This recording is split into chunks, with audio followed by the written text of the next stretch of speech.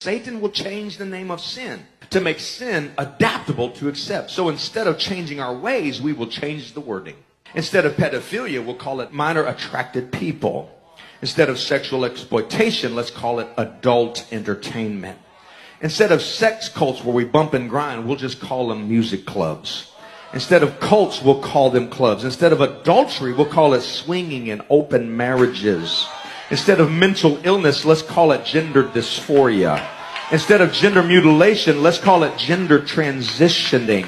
Instead of fornication, let's call it intimacy. Instead of lust, let's call it love. Instead of calling it a spiritual battle of good and evil, let's call it political. Let's call it a phobia. Let's call it hate speech. Call it something else. We are not called baby killers. We're called abortionists. It's no longer sin. It's a complex. It's an addiction. It's a disorder. It's an obsession. So we don't feel bad about our sins. We change the name of them. And when we hear the truth preached, we feel conviction, but we condemn the preacher as hate speech.